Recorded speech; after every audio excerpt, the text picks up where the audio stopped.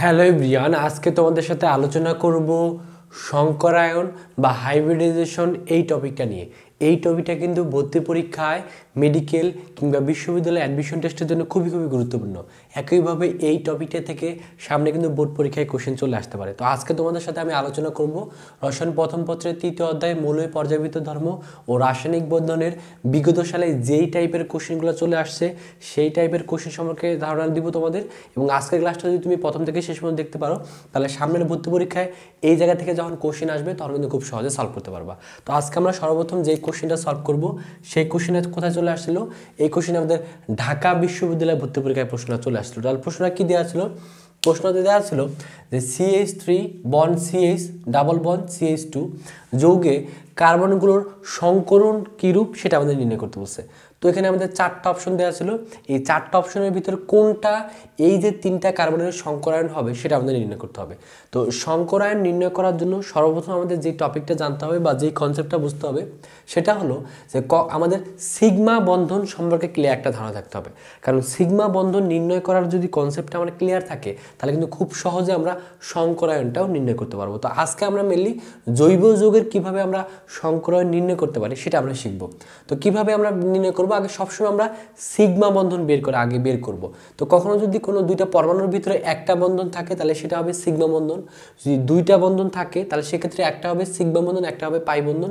যদি 3টা বন্ধন থাকে সেক্ষেত্রে একটা হবে সিগমা বন্ধন, বাকি দুইটা কি হবে আমাদের উপরের দুইটা হবে পাই বন্ধন।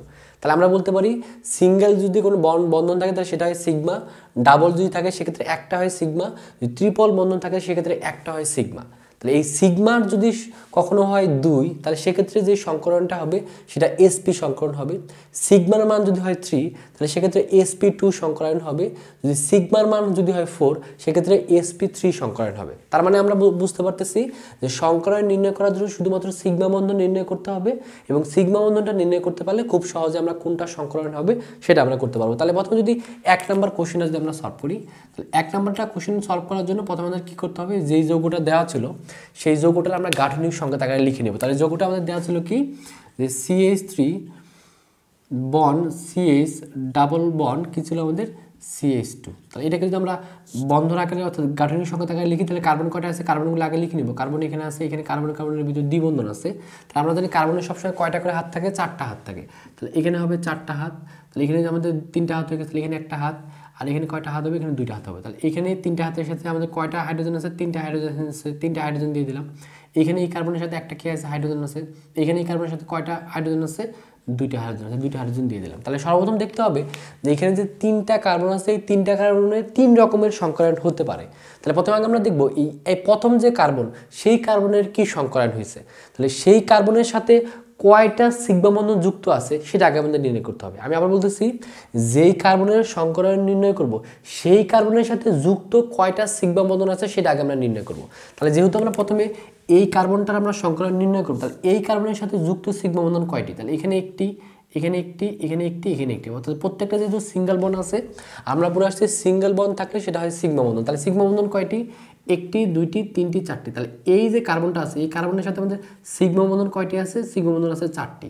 আর সিগমা বন্ধন যদি হয় 4টি, আমরা পরে আসছি সিগমা বন্ধন যদি 4টি হয় সেক্ষেত্রে হবে sp3 সংকরায়ন। তাহলে মনে রাখার জন্য এভাবে রাখতে পারি s একটা p 3টা, তাহলে কত হয় 4টা। তার মানে সিগমা বন্ধন যদি হয় 4টি তাহলে হবে sp3, সিগমা বন্ধন যদি হয় 3টি তাহলে হবে sp2, অর্থাৎ s একটা p 2টা, তার মানে কত 3টা হয়। জাস্ট মনে রাখার জন্য বলতেছি। তার মানে যেহেতু কোনো 4 আছে তাহলে এখানে সংকরায়ন বা হাইব্রিডাইজেশন H সমান কত হবে আমাদের, হবে sp3 সংকরায়ন। ভালো কথা। তারপর দেখতে হবে পরবর্তী যে কার্বনটা আছে সেই কার্বনে কি সংকরায়ন হয়েছে সেটা আমাদের নির্ণয় করতে হবে। সেটা নির্ণয় করার জন্য এই কার্বনের সাথে যুক্ত কয়টা সিগমা বন্ধন আছে সেটা নির্ণয় করতে হবে। তাহলে এখানে সিগমা বন্ধন কয়টি আছে আমরা একটু বের করি। তাহলে এখানে একটা বন্ধন আছে, এক সিঙ্গেল বন্ধন আছে, এখানে একটা সিঙ্গেল বন্ধন আছে। আর যদি ডাবল বন্ধন থাকে সেক্ষেত্রে একটা থাকে কি বন্ধন, সিগমা বন্ধন থাকে। তাহলে সিগমা বন্ধন কয়টি, একটি, দুইটি, তিনটি। তাহলে যেহেতু এখানে সিগমা বন্ধন 3টি আছে সেক্ষেত্রে আমাদের হাইব্রিডাইজেশন বা সংকরায়ন কত হবে, আমরা পড়ে আসছি সিগমা বন্ধন যদি হয় 3টি তাহলে সংকরায়ন কি হবে, sp2 সংকরায়ন হবে।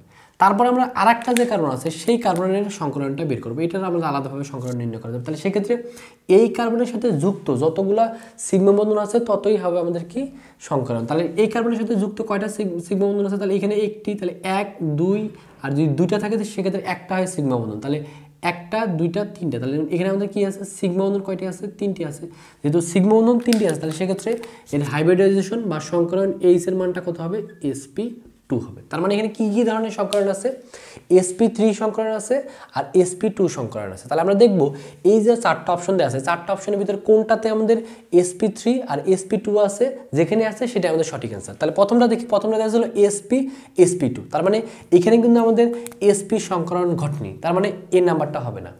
বি নাম্বার অপশনে দেখো দেওয়া ছিল sp আর আমাদের কি দেওয়া ছিল sp3, তার মানে এখানেও কিন্তু আমাদের যেহেতু sp3 সংকরণ হয়েছে ঠিক আছে, কিন্তু sp সংকরণ হয়নি, তার মানে বি নাম্বার অপশনটা হবে না। সি নাম্বার অপশনে কি দেওয়া আছে sp2 আর sp3, তাহলে এখানে কিন্তু আমাদের sp2 সংকরণ হয়েছে আর sp3 সংকরণ হয়েছে, তার মানে সি নাম্বারটা যেহেতু মিলে গেছে তাহলে সি নাম্বারটাই হবে সঠিক অ্যান্সার। তারপরে যদি ডি নাম্বারটা একটু চেক করে দেখি, তাহলে ডি নাম্বার অপশনে যেহেতু এখানে sp লেখা আছে তার মানে এখানে কিন্তু কোনো sp সংকরণ হয়নি, তার মানে এটার সঠিক অ্যান্সার কি হবে আমাদের সি নাম্বারটা হবে। তারপরে দেখো, তারপরে যদি 2 নাম্বার কোশ্চেনটা সলভ করি, এই কোশ্চেনটা কোথায় চলে আসলো, এই কোশ্চেন আমাদের ঢাকা বিশ্ববিদ্যালয় ভর্তি পরীক্ষায় চলে আসলো। তাহলে প্রশ্নটা কি দেওয়া আসলো, প্রশ্ন দেওয়া ছিল যে HCHO অণুতে কার্বনের হাইব্রিডাইজেশন কোনটি, মানে হাইব্রিডাইজেশন মানে হলো সংকরায়ন, তাহলে সেটার সংকরায়ন নির্ণয় করতে হবে। তাহলে এখানে আমাদের চারটা অপশন দেওয়া ছিল, এ নাম্বার ছিল sp, তারপর বি নাম্বার অপশন ছিল sp2, সি নাম্বার ছিল sp3 এবং ডি নাম্বার অপশন ছিল নান, মানে কোনোটিই নয়। তাহলে এই চারটার ভিতরে কোনটা সঠিক অ্যান্সার সেটা নির্ণয় করতে হবে। তাহলে এখন আমরা কি করব, 2 নাম্বার যে প্রশ্নটা আছে সেই 2 নাম্বার কোশ্চেনটা আমরা সলভ করব। তাহলে কোশ্চেনের ক্ষেত্রে আমাদের যেই যোগটা দেওয়া আছে সেই যোগটা আগে লিখি, তাহলে HCHO, তাহলে এটাকে সর্বপ্রথম যেটা করতে হবে এটা গাঠনিক সংখ্যা আকারে লিখতে হবে। তো গাঠনিক সংখ্যা আকারে লেখার সর্বপ্রথম যেটা টেকনিক, যে কার্বন কয়টা আছে, কার্বন আছে একটা কার্বন লিখে ফেলবো। তো কার্বনের হাত কিন্তু 4টা, তাহলে এখানে যেহেতু অক্সিজেন আছে তার মানে এখানে একটা অক্সিজেন যুক্ত হবে আর বাকি 2টা হাতে 2টা হাইড্রোজেন যুক্ত হয়ে যাবে। এখন আমাদের দেখতে হবে এই কার্বনের সাথে যুক্ত সিগমা বন্ধন কয়টি, কারণ সিগমা বন্ধন নির্ণয় করতে পারলে আমরা এই টেকনিকের মাধ্যমে খুব সহজে সংকরণটা নির্ণয় করতে পারবো। তার মানে এখানে যদি দেখি যে কার্বনের সাথে যুক্ত এখানে আমাদের সিগমা বন্ধন কয়টি, তাহলে হিসাব করি একটি দুইটি, এখানে দুইটি, আর যদি 2টা বন্ধন থাকে পরে আসছে, যদি 2টা বন্ধন থাকে তাহলে একটা হয় সিগমা বন্ধন, তার মানে একটি দুইটি তিনটি, তার মানে সিগমা বন্ধন আছে 3টি, আর যদি সিগমা বন্ধন যদি 3টি হয় তাহলে সেটা কি সংকরণ হবে, সেটা sp2 সংকরণ হবে, সেটা কি হবে sp2 সংকরণ হবে। তার মানে এটার অপশন যেখানে sp2 ছিল সেটাই সঠিক, কিন্তু এখানে যেহেতু বি নাম্বারে আমাদের দেওয়া ছিল sp2, তার মানে বলতে পারি এই যে যোগটা দেওয়া আছে এখানে কার্বনের সংকরণ কি হবে sp2 হবে, তাহলে এটা সঠিক অ্যান্সার কি হবে আমাদের বি নাম্বারটা হবে। তারপরে দেখো 3 নাম্বার যে কোশ্চেন, এই 3 নাম্বার কোশ্চেনে কোথায় চলে আসলো, 3 নাম্বার কোশ্চেনে কিন্তু আমাদের রাজশাহী বিশ্ববিদ্যালয়ে ভর্তি পরীক্ষায় চলে আসলো। তাহলে প্রশ্নটা কি দেওয়া ছিল, প্রশ্নটা দেওয়া ছিল যে CH3CN যৌগের কার্বন সমূহে কি ধরনের সংকরণ বিদ্যমান সেটা আমাদের নির্ণয় করতে বলছে। তাহলে এখানেও কিন্তু আমাদের 4টা অপশন দেওয়া ছিল, এই 4টা অপশনের ভিতর কোনটা সঠিক উত্তর সেটা কিন্তু আমাদের নির্ণয় করতে হবে। তার মানে এখন আমরা কি করব, 3 নাম্বার যে প্রশ্নটা দেওয়া আছে সেই 3 নাম্বার প্রশ্নটা সলভ করতে হবে। 3 নাম্বার প্রশ্নটা সলভ করার জন্য প্রথমে যে যোগটা দেওয়া আছে সেই যোগটাকে লিখে নিন। যোগটা কি দেওয়া ছিল, দেওয়া ছিল CH3 CN, তাহলে এখানে আমাদের প্রথমে যেটা করতে হবে এটার গাঠনিক সংখ্যা তাকে লিখতে হবে। তাহলে এখানে কার্বন কয়টা আছে, কার্বন 2টা আছে, তাকে আমরা 2টা কার্বন লিখে ফেলবো। যেহেতু এখানে নাইট্রোজেন আছে এবং নাইট্রোজেনে আমরা জানি কয়টা হাত থাকে, 3টা হাত থাকে, তাহলে সেই 3টা হাত দিয়ে আমাদের কি করবে কার্বনের সাথে যুক্ত থাকবে।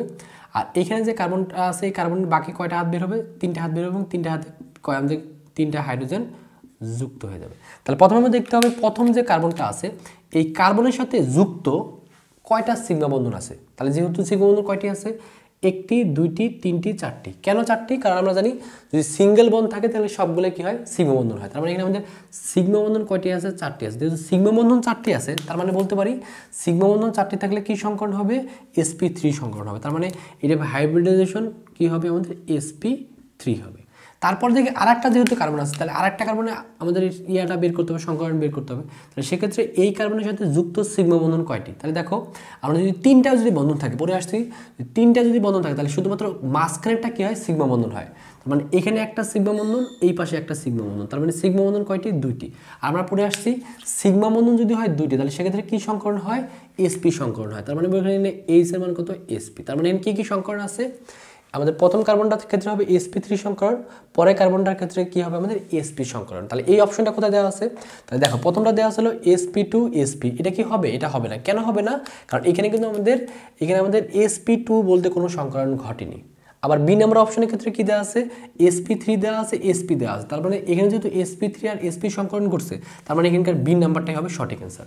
তারপর যদি সি নাম্বারটা যদি চেক করি তাহলে এখানে কিন্তু আমাদের কী কী দেওয়া আছে sp2 সংকলন কিন্তু এখানে ঘটেনি। আবার এখানে দেওয়া আছে কি sp3 এখানে কিন্তু sp3 আবার আরেকটা ঘটছে sp সংকলন, তার মানে sp3 দুইটাতে ঘটেনি, একটাতে ঘটছে sp3 আর একটাতে যেহেতু ঘটছে sp, তার মানে ডি নাম্বার অপশনটা হবে না, তাহলে এটা সঠিক অ্যান্সার কী হবে আমাদের বি নাম্বারটা হবে। তারপরে দেখো তারপরে আমাদের 4 নম্বর যে প্রশ্নটা আছে এই কোশ্চেনটা কোথায় চলে আসলো, এই কোশ্চেনটা কিন্তু আমাদের জাহাঙ্গীরনগর ইউনিভার্সিটি ভর্তি পরীক্ষায় চলে আসছিল। প্রশ্নটা কি দেওয়া আসলো, প্রশ্ন দেওয়া আসলো বেনজিনে কোন ধরনের হাইব্রিডাইজেশন বিদ্যমান সেটা আমাদের নির্ণয় করতে বলছে। তো এখানে আমাদের 4টা অপশন দেওয়া ছিল।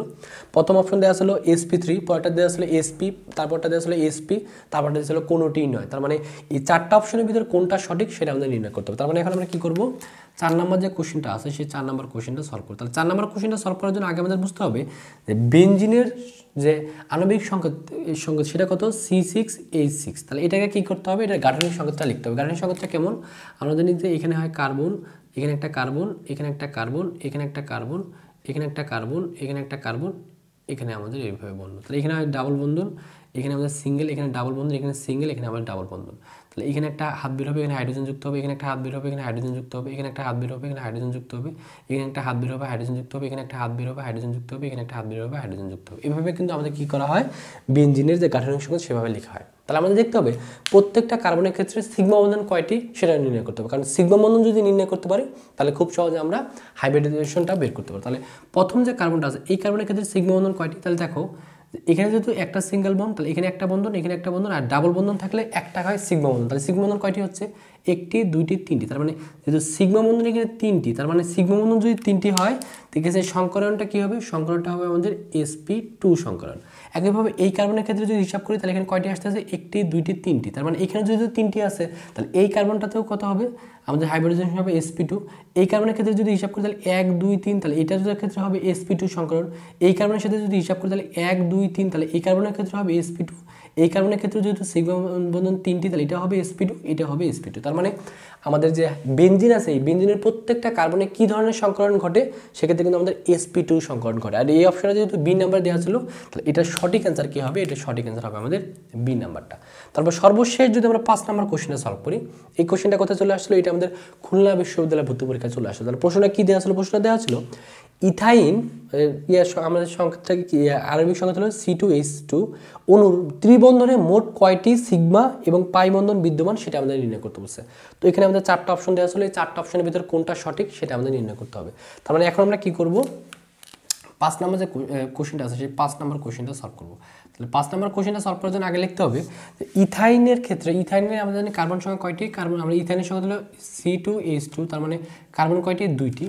আর আমরা জানি ইথাইন একটা অ্যালকাইন এবং অ্যালকাইনে অবশ্যই কি থাকবে ত্রিবন্ধন থাকবে। তার মানে এই কার্বনের ভিতরে কত থাকবে ত্রিবন্ধন থাকবে। তার মানে এই পাশে একটা হাইড্রোজেন থাকবে আর এই পাশে একটা হাইড্রোজেন থাকবে। তাহলে সেক্ষেত্রে আমাদের কি করতে হবে এই ত্রিবন্ধনের ভিতরে আমাদের কি বের করতে বলছে সিগমা বন্ধন কয়টি, পাই বন্ধন কয়টি। তার আমরা পরে আসছি ত্রিবন্ধন যদি থাকে সেক্ষেত্রে পাই বন্ধন হয় উপরে দুইটা, তো পাই বন্ধন হয় দুইটা আর সিগমা বন্ধন হয় কয়টা একটা। তার মানে এই যে ত্রিবন্ধনটা আছে এখানে আমাদের সিগমা আছে কয়টি, সিগমা শুধুমাত্র কয়টি থাকবে একটি থাকবে, আর পাই বন্ধন কয়টি থাকবে, পাই বন্ধন থাকবে দুইটি। তার মানে এই অপশনে কোথায় দেওয়া আছে, তাহলে এই অপশনে দেখো এ নাম্বার দেওয়া আছে একটি পাই একটি সিগমা একটি পাই, এটা হবে না। বি নাম্বারটা দুটি পাই দুইটি সিগমা একটি পাই, এটা হবে না। সি নাম্বার অপশন ছিল একটি পাই এবং একটি সিগমা এবং দুটি পাই, হ্যাঁ এই অপশনটা যেহেতু মিলে গেছে এটা সঠিক অ্যান্সার কত হবে আমাদের সি নাম্বারটা হবে। তাহলে এইভাবে যদি ভর্তি পরীক্ষায় আমাদের সংকরায়ন থেকে যদি কোশ্চেন আসে এবং সেটা যদি জৈব যৌগ হয় সেক্ষেত্রে কিন্তু এভাবে আমাদের কোশ্চেনগুলোকে সলভ করতে হবে। আর সামনের ভর্তি পরীক্ষায় বা বোর্ড পরীক্ষায় অবশ্যই এই টাইপের কোশ্চেন কিন্তু অবশ্যই তুমি কমন পাবা। এর জন্য অবশ্যই এই টেকনিকগুলো একটু ভালোভাবে চর্চা করবা এবং মনে রাখার চেষ্টা করবা, তাহলে সামনের ভর্তি পরীক্ষা বা বোর্ড পরীক্ষায় এই জায়গা থেকে যদি কোশ্চেন আসে তাহলে কিন্তু খুব সহজেই সলভ করতে পারবা। তো আজকের ক্লাসটা এই পর্যন্ত থাকবে। তোমরা অবশ্যই এই ক্লাসগুলো তোমাদের কাছে কেমন লাগতেছে এটা অবশ্যই কমেন্ট করে জানিয়ে দিবা, কারণ তোমাদের কমেন্ট দেখে কিন্তু আমরা নতুন নতুন ক্লাস নিয়ে আসি এবং তোমাদের কী কী টপিকে ক্লাস লাগবে এটাও কিন্তু কমেন্ট করে জানিয়ে দিবা। তো আজকের ক্লাসটা এই পর্যন্ত থাকবে। এর পরবর্তী ক্লাসে আমরা মৌলের পর্যায়বৃত্ত ধর্ম ও রাসায়নিক বন্ধনের আরও যে গুরুত্বপূর্ণ যে ধরনের প্রশ্ন টাইপের কোশ্চেনগুলো সামনের ভর্তি পরীক্ষা আসতে পারে সেই টপিক সম্পর্কিত ক্লাস নিয়ে খুব দ্রুত চলে আসবো। তো সেই ক্লাসটা দেখার আমন্ত্রণ জানিয়ে আজকের মতো এখানে বিদায় নিচ্ছি। সকলে ভালো থাকো, সুস্থ থাকো, খুদা হাফেজ।